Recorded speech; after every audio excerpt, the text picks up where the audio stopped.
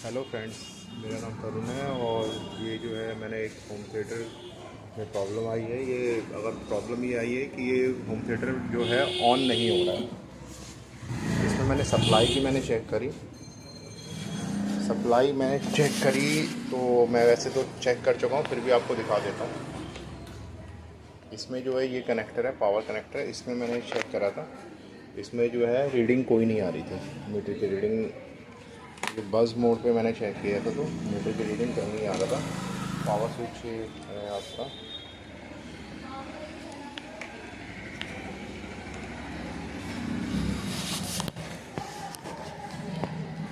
आप देख सकते हैं।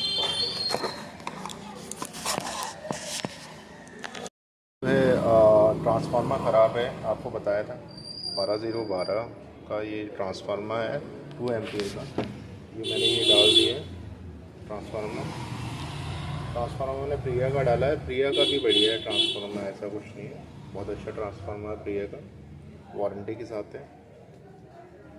और इसे फिर अभी आपको चेक करके दिखाता हूँ कनेक्शन करने के बाद।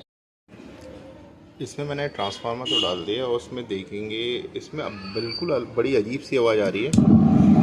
इस तरीके से डिस्टॉर्शन सा आ रहा है जैसे एफएम चल रहा हो, बट ये एफएम का नहीं है, बेस में आ रहा है। बेस वाले सेक्शन में आवाज़ आ रही है। बेस वाले सेक्शन की जो है अगर आप देखेंगे तो ये दोनों आईसी बेस की है, देखेंगे तो बंद हो गई है, हल्की सी बंद हो गई है ना। ये वाली 2 आईसी बेस की है और ये वाला जो है ये बेस का। इसमें पहले हम ये दोनों आईसी चेक करेंगे, ये दोनों में कहीं शॉर्ट या टूट तो नहीं गई है, तो इस वजह से पहले इन दोनों को चेंज करेंगे। ज़्यादा कोई महंगे आईसी है नहीं, तो फिर ये दोनों चेंज करेंगे। अगर फिर भी नहीं होता तो आगे वाले यहाँ ये देखेंगे। मैंने ये ऑन कर दिया।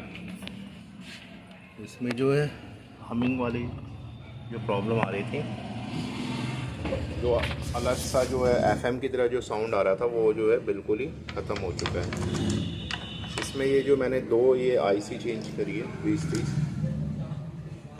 ये दोनों 2030 आईसी चेंज करी है, ये दोनों वूफर वाली। तो बास साइड की जो वूफर की आईसी ये दोनों चेंज कर चुका हूँ और बिल्कुल फिट एंड फाइन हो चुका है। बहुत अच्छा साउंड आ रहा है, कोई प्रॉब्लम नहीं है इसमें। आप भी इसी तरीके से आप रिपेयर कर सकते हैं और सीख सकते हैं।